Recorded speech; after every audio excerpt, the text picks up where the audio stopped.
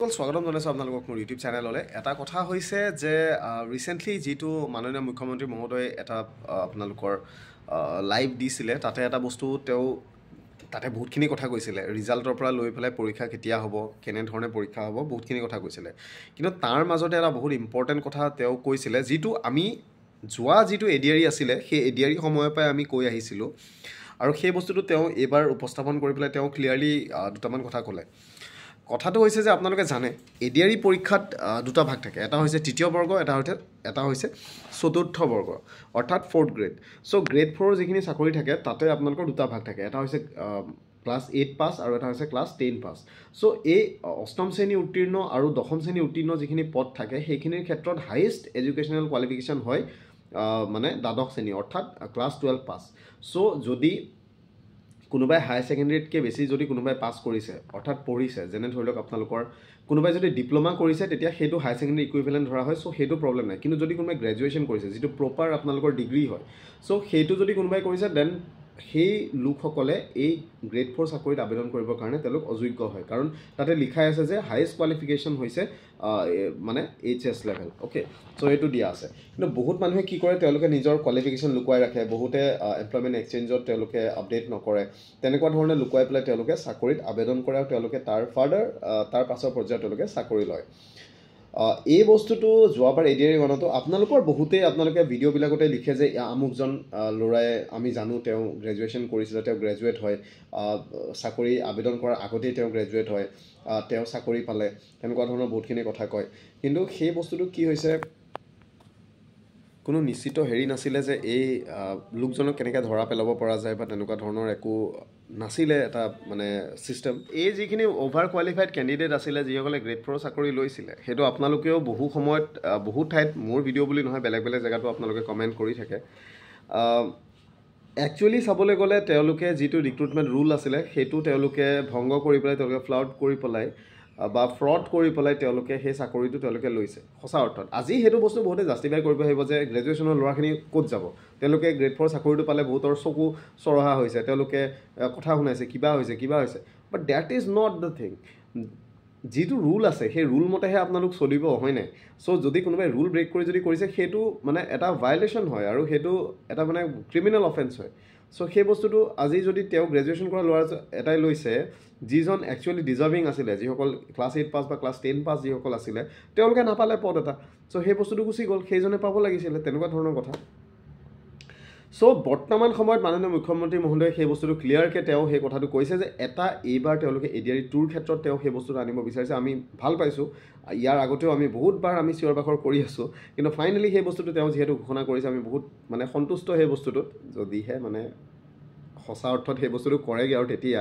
কিন্তু এতিয়া যিহেতু ঘোষণাটো কৰিছে, সেইটো ক্ষেত্ৰত আমি মানে ভাল পাইছোঁ যে তেওঁলোকে এটা এনেকুৱা পৰ্টেল এটা তেওঁলোকে বা এনেকুৱা এটা গ্ৰিভেন্স ৰিডাৰ্চেল এটা ৱেবছাইট তেওঁলোকে বনোৱাৰ কথা কৈছে, য'ত মানুহে অভিযোগ দিব পাৰিব যে এই লোকজন আমি চিনি পাওঁ, এই লোকজনে একচুৱেলি গ্ৰেজুৱেট হয়, কিন্তু তেওঁ গ্ৰেড 4 তেওঁ ৰিটেন পৰীক্ষা পাছ কৰিছে, বা তেওঁলোকে ধৰি লওক ভাইভাত গৈছে, বা তেওঁ ফাইনেল পৰীক্ষা পাছ কৰিছে, তেওঁ চাকৰি জইন কৰিছে, তেনেকুৱা অভিযোগ দিব পাৰিব। এননিমাছলি তেওঁলোকে অভিযোগ দিব পাৰিব, অৰ্থাৎ কমপ্লেইন দিব পাৰিব। আৰু আপুনি এটা কথা ভাবক, যদি কাৰোবাৰ কমপ্লেইন দিয়ে, তেওঁৰ সেই বেকগ্ৰাউণ্ড ভেৰিফিকেশ্যন হ'ব, তেওঁ যদি একচুৱেলি তেওঁ সঁচাকৈ যদি তেওঁ পাছ কৰিছে, তেন ডেফিনেটলি তেওঁৰ চিলেকশ্যনটোতো কেঞ্চেল হ'বই, আৰু সেইটো আপোনালোকৰ ক্ৰিমিনেল প্ৰচিডিঙো তেওঁৰ ওপৰত চলিব পাৰে। আৰু এই বস্তুটো নট জাষ্ট এডিআৰি 2টো আপোনালোকৰ ৰিজাল্ট বৰ্তমান সময়ত পৰহিলে দিবহে, 7 তাৰিখে দিবহে।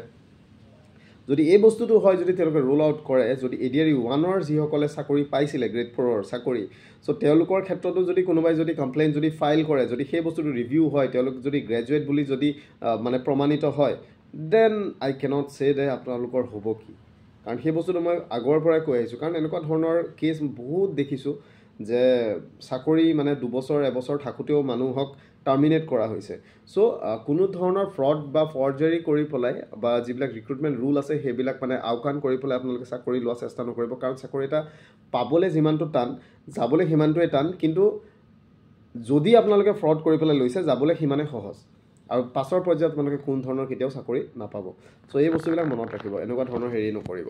চ' মই আপোনালোকক ভিডিঅ' ক্লিপ এটা আপোনালোকক দেখাই লৈছোঁ, এইটো আপোনালোকে চাই লওক। বহুত ল'ৰা ছোৱালীয়ে মোক কৈ থাকে যে 4ৰ্থ শ্ৰেণীৰ পৰীক্ষাত BA পাছ কৰা ল'ৰায়ো পৰীক্ষা দিছে। এতিয়া কথাটো হ'ল আমি কোনোবাই যদি নিজকে চৰকাৰক ফাঁকি দি পৰীক্ষা দিয়ে তদন্ত নোহোৱালৈকে মুখ্যমন্ত্ৰীয়ে গম পাব নোৱাৰে কেতিয়াবা আপোনালোকে এনেকে মোক ফেচবুকত লিখে টুইটাৰত লিখে যেন মই সব গম পাওঁ কোনোবা ল'ৰা এজনে যদি বিএ পাছ কৰিও নিজৰ যোগ্যতাটোক লুকুৱাই পেলাই চতুৰ্থ শ্ৰেণীৰ পৰীক্ষাত আবেদন কৰে মুখ্যমন্ত্ৰীজনে কেনেকে গম পাব আপোনালোকে খবৰ দিব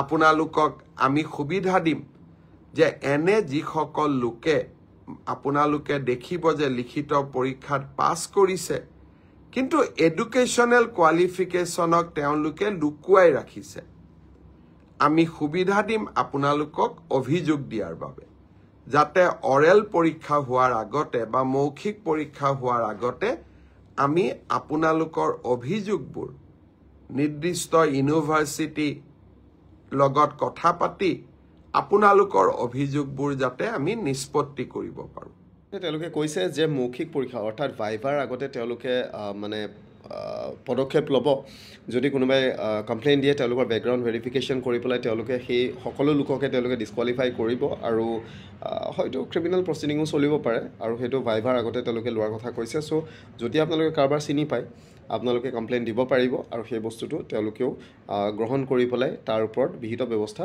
ডেফিনেটলি ল'ব চ' ইয়াতে এটা ইম্পৰ্টেণ্ট কথা যে ADRE 1ত বহুতে লৈছিলে আৰু সেইটো সঁচা কথা বহুতে গ্ৰেজুৱেট লোকসকলেও তেওঁলোকে চাকৰি পাইছে চ' সেইটোৰ ক্ষেত্ৰতো যদি তেওঁলোকে এই বস্তুটো ৰোল আউট কৰে দেন ডেফিনেটলি প্ৰথমবাৰ চাকৰি পোৱা বহুতৰ ক্ষেত্ৰতো সমস্যা হয়তো আহি যাবগৈ পাৰে চ' মই আকৌ কওঁ যে আগন্তুক দিনত যি ADRE 3ৰ এডভাৰটাইজ আহিব গৈ আছে নৱেম্বৰ বা ডিচেম্বৰ মাহত এই বৰ্ষৰ আপোনালোকে যেতিয়া আবেদন কৰিব চতুৰ্থ বৰ্গৰ ক্ষেত্ৰতে মই কৈছোঁ কাৰণ গ্ৰেড 3 ক্ষেত্ৰত কথা নাই গ্ৰেড 4ৰ ক্ষেত্ৰত যেতিয়া আপোনালোকে আবেদন কৰিব আপোনালোক যদি গ্ৰেজুৱেট হয় প্লিজ নিজৰ প্ৰব্লেম কৰিবলৈ আপোনালোকে আবেদন নকৰিব মই প্ৰত্যেকবাৰে সেই বস্তুবিলাক কওঁ চ' সিমানেই আছিলে ভয় খুৱাবলৈ কোৱা নাই জাষ্ট ফেক্টখিনি আপোনালোকক দেখাইছোঁ যাতে আপোনালোকে পাছত প্ৰব্লেমত আপোনালোকে নপৰে চ' ইমানেই আছিলে থেংক ইউ ভিডিঅ'টো ভাল লাগিছে যদি শ্বেয়াৰ কৰিব পাৰে আৰু যদি এনেকুৱা ভিডিঅ' চাবলৈ হয় চেনেলটো ছাবস্ক্ৰাইব কৰি ল'ব পাৰে থেংক ইউ